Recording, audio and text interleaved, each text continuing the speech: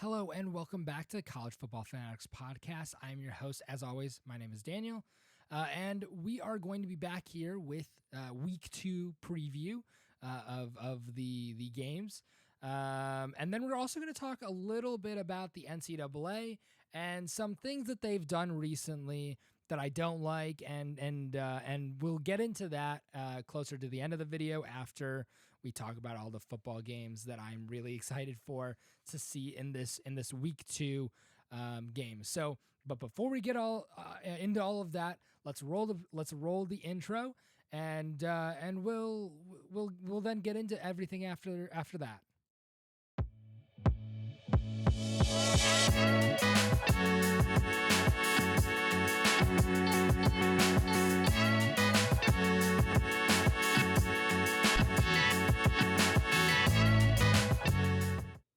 All right, and we are back with college football, and in Week 2. It's still the early weeks, so the craziness of college football is still able to happen. Upsets are still able to also happen. Teams aren't exactly flushed out as they want. They're not set in stone and things like that. So we'll see where we go. So I've got about 8 games that I want to talk about. There are going to be some other teams that you might think I would usually talk about that I'm not going to. Teams like Georgia and Ohio State. It's because they don't really play anybody. Can't remember who Georgia plays, but Ohio State plays like Youngstown. So it really isn't, there really isn't much to talk about. They should roll over those teams, but if for some reason they don't, it would be very, very odd. So let's start with number 10, Notre Dame at NC State, and that's going to be over on ABC. The line on that game is Notre Dame minus 7.5, and the over-under is 51. Sam Hartman, the quarterback for Notre Dame, as I talked about on Wednesday, he broke all of the records in the ACC, and he's been showing a lot of great potential.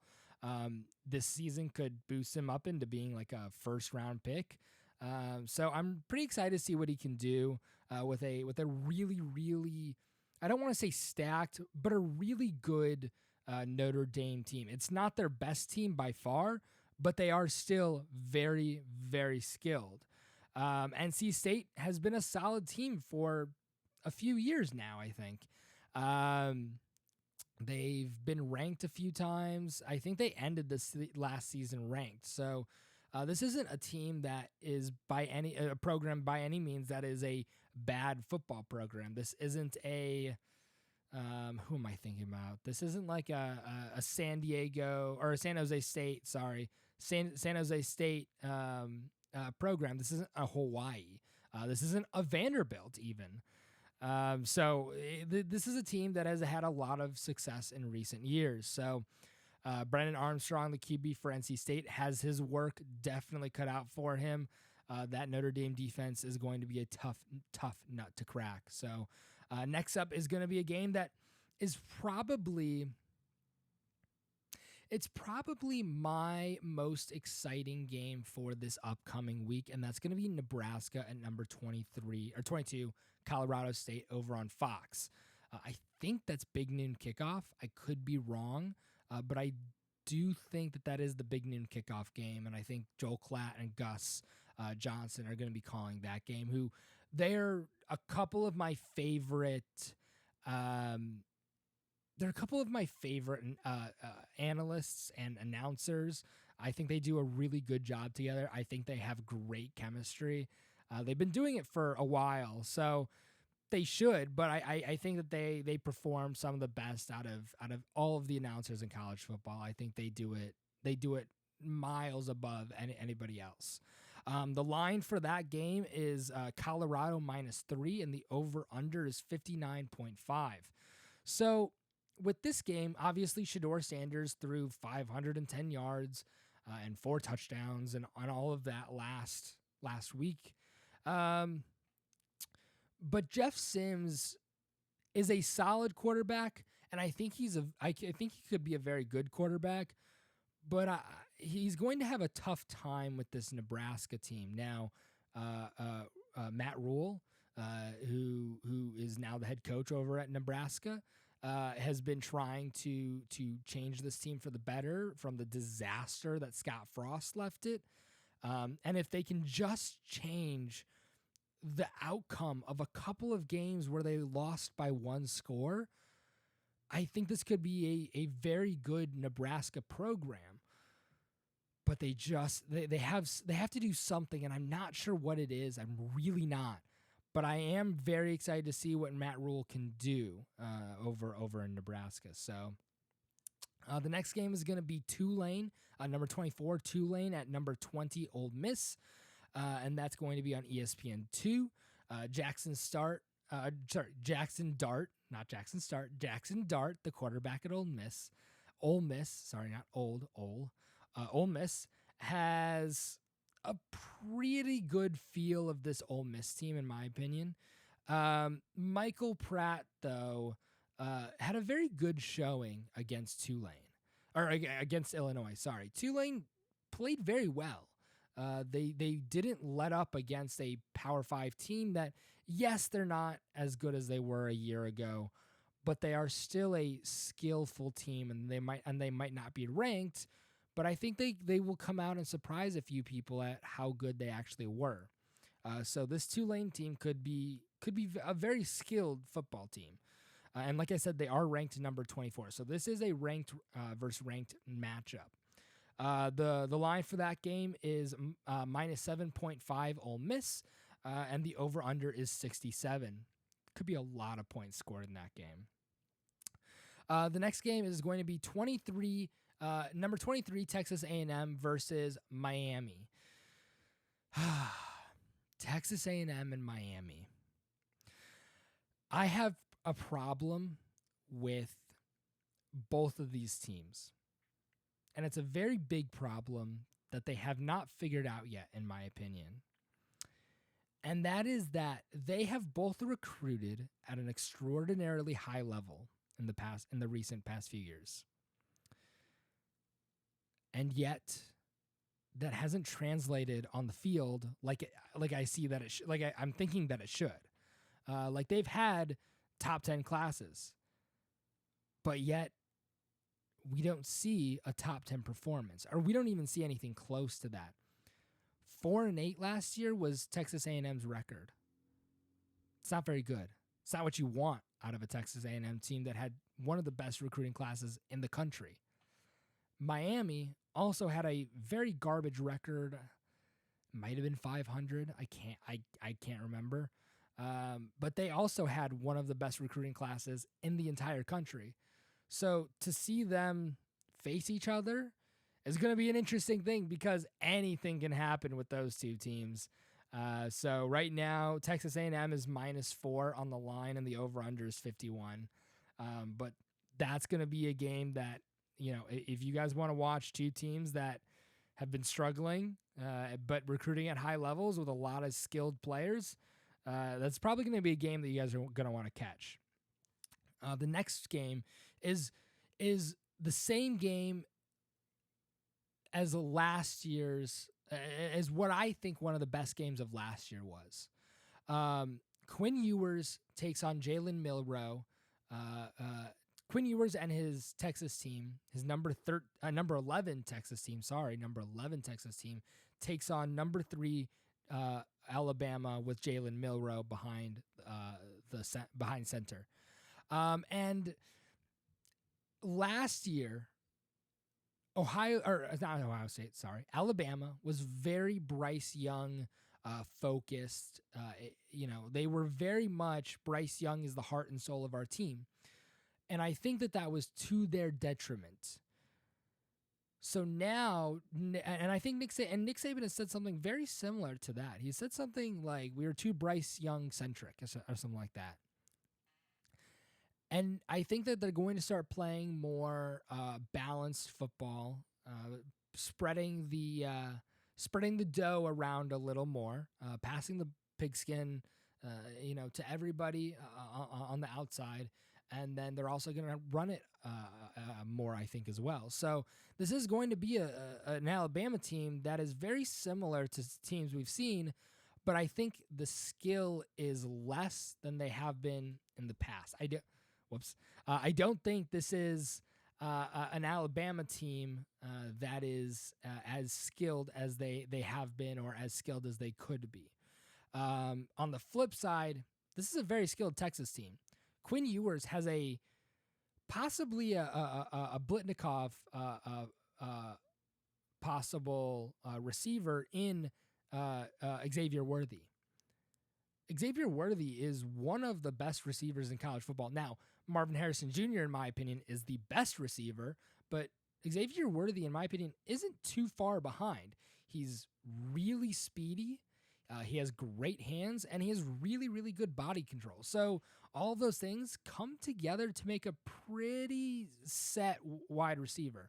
And it's not just Xavier Worthy.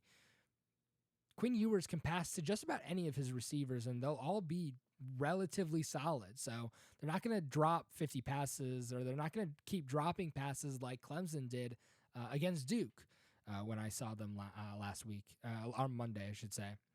The line for that game is -7 Alabama, and the over-under is 54. I would actually take the over on that game because 54 seems relatively low for what I think these two offenses could be.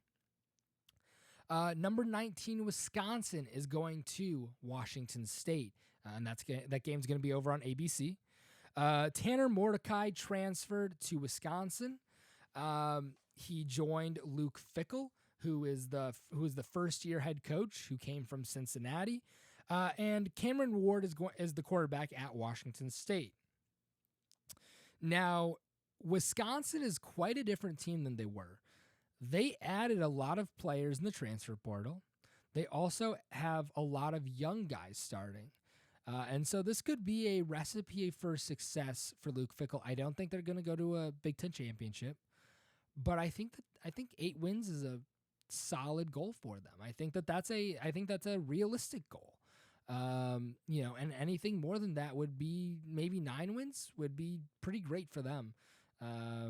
So the line is -6 Wisconsin, and the over-under is 58.5. The next couple of games are not ranked matchups. They are unranked matchups, but games that I'm pretty excited and I feel good about telling you to go watch those games because I think they'll be relatively entertaining. The first one is going to be Illinois at Kansas. Luke Altmaier is the quarterback at Illinois. He had a pretty good showing with Tulane. But Illinois did struggle against Tulane, and now Tulane is ranked. Illinois is not. I think this could be a really fun game to watch Kansas and Illinois try and duke it out. Kansas being led by Jason Bean, their quarterback. And so it could be a really, really interesting game. I think it'll be a little higher scoring. I don't think it's going to be like each team has 40 points, but I think it could be, 35 points I don't think would be unrealistic for both of these teams. The line is -3 Kansas, and the over-under is 58. The last game that I'm going to talk about before I get into some NCAA stuff is going to be Marshall versus ECU. I believe this is a rivalry game. I could be wrong, but I do think this is a rivalry game. Cam Fancher leading the Thundering Herd, and Mason Garcia leading the Pirates. So the Thundering Herd is Marshall, and the Pirates are ECU, if you don't know. The line is -3 for Marshall, and the over-under is 44. Marshall brings back a lot of their players, including a star running back who's very good. I think he was like top 10 running back last season, and so they're bringing him back. They beat Notre Dame last week, as I've said in the past. They shocked the world and definitely the college football world by doing that. ECU lost last weekend to Michigan. And so how does ECU respond to that? Who knows, but I'm excited to watch it anyways. And so that's going to be it for the games that I'm really excited about. like I said earlier, Georgia and Ohio State aren't really playing anybody. A lot of the big name teams aren't really playing too many tough opponents in this early couple of weeks, with the exception obviously of the games that I've read off today. But like Oklahoma is not really playing anybody either. So it's games like that where it's like those are the early weeks. Games get much harder to choose games that you look forward to in the later weeks. So now I want to kind of switch gears and talk about NCAA and governing body things. The NCAA is maybe one of the worst organizations on the planet. They act like they are the governing body of college sports, but they are unwilling to do what is required of them to actually be the governing body in college sports. And that really makes me angry. That makes me angry because they claim to care about players' safety, about college athletes. They claim to care about these college athletes, and yet they will do nothing to help them. I want to bring us back to about 10 years ago. Everybody with a set of eyeballs and a working brain knew that college sports were moving towards NIL. And yet, the NCAA spends millions, perhaps hundreds of millions of dollars on legal fees to fight students trying to get what they are worth. Schools bring in billions of dollars on the backs of players' names. And the NCAA is trying to keep it that way. They were trying to make it so that players couldn't earn the money that they were worth. They could have, 10 years ago, they could have taken a few steps, a step here and a step there, to solve the problems that college football and college sports are facing today. They could have done that 10 years ago. But instead they decide, no, we're going to spend millions upon millions of dollars trying to screw over college athletes. And that enrages me. And I don't know if you guys can hear it in my voice or not, but that enrages me beyond belief.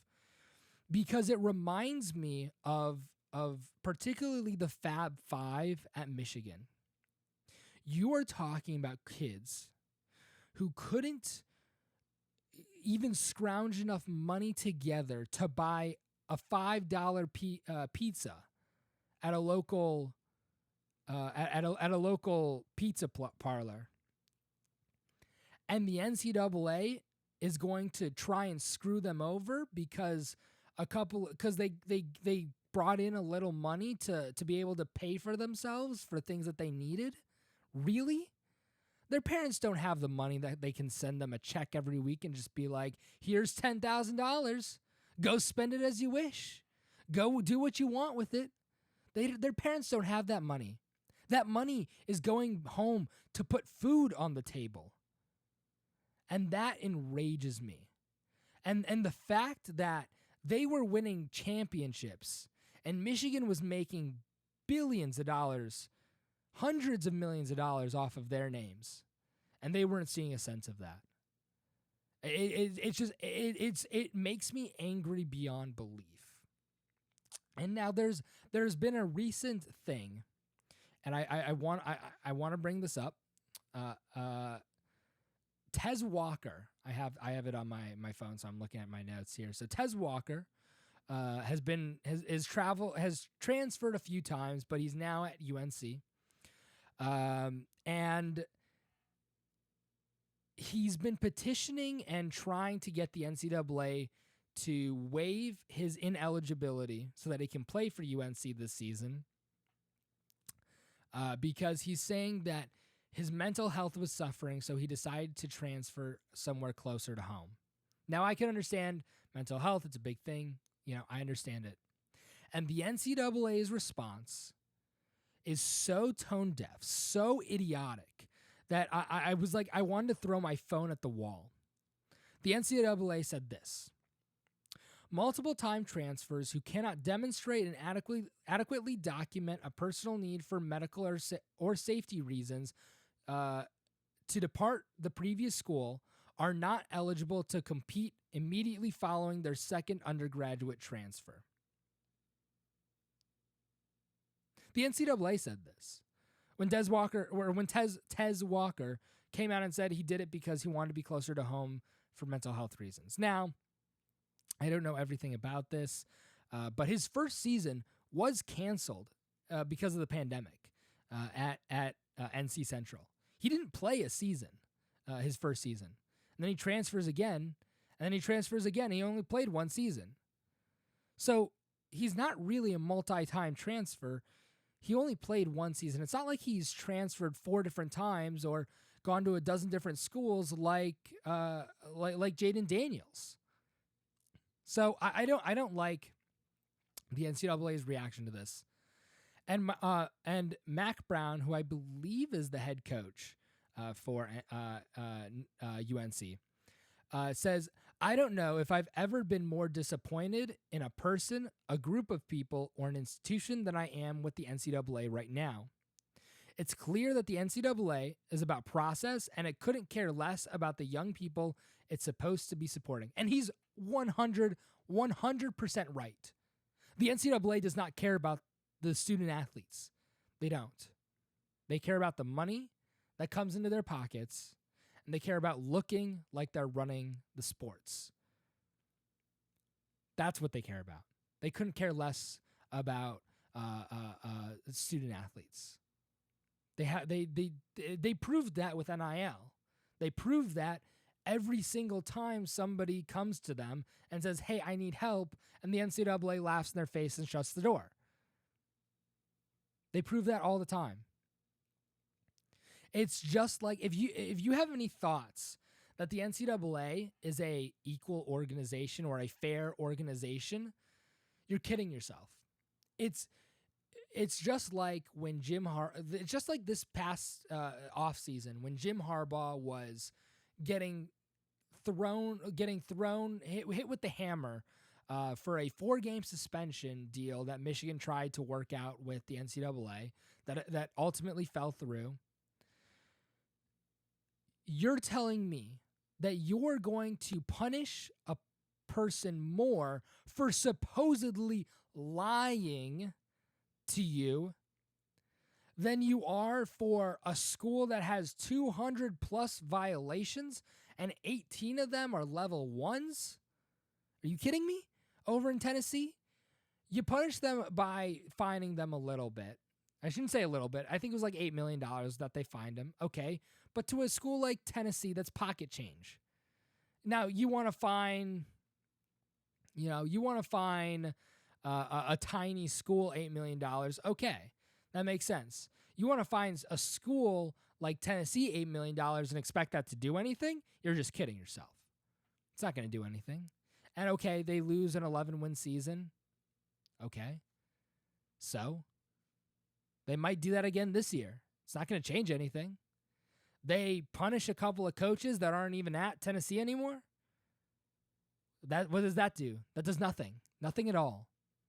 And now you want to fine a coach for supposedly lying to you, with the original crime being he withheld knowledge that he bought a recruit a hamburger. Really? For a $15 hamburger, you're going and supposedly a lie, which if you remember every hamburger you've ever eaten, I applaud you because I don't.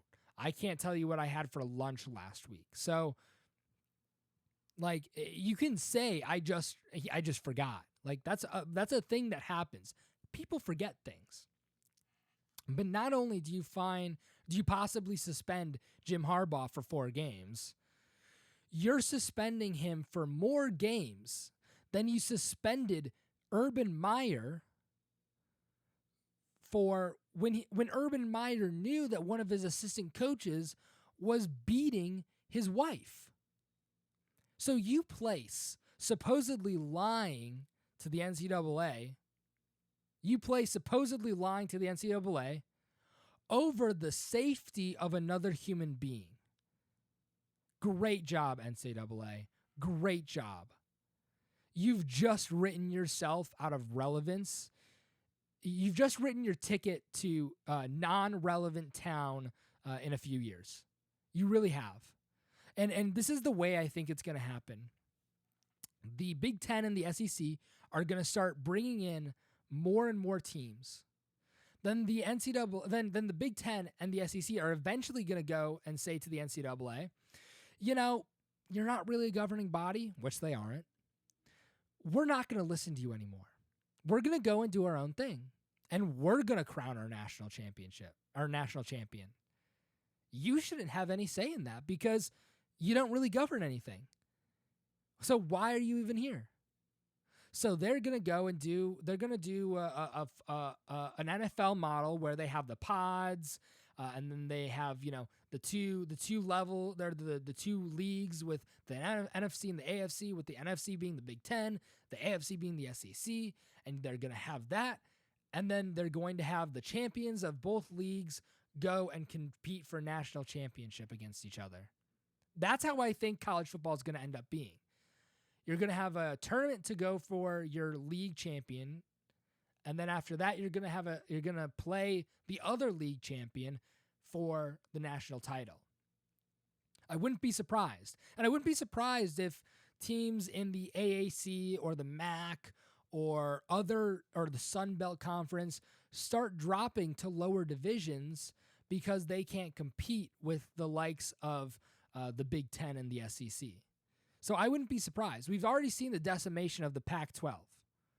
All right, we've already seen that. Next, we could see the decimation of the ACC, or the decimation of the Mountain West, or something, or another conference. And you could really see them starting to destroy these conferences one by one, because these conferences aren't able to get the media rights deals that they really need to survive. Pac-12 suffered because they didn't do the right thing with their media rights deals. So that's kind of where I see college football going. It might be a little more of a bleaker future than some people think, but I always think that in the end it'll eventually work out. Things are going to eventually work itself out, and it's still going to be college football. It might not be the college football that we see right now, but it will eventually be, or it will still be college football. So I hope you guys have enjoyed this episode. This episode's going up on Spotify and on YouTube. If you're on YouTube, please leave a like, a comment, and a subscribe down below. And if you're on Spotify, please leave a review. I think I'm also going to do like a poll. And I want to hear what you guys think about the NCAA. Do you like the NCAA? Do you not like the NCAA? So what are your opinions about them? Tell me both in the comments or the polls, whichever one is working for you. So I hope you guys have enjoyed this video. I hope to see you guys next time. And I hope you guys have a great Saturday of college football. See you guys next time.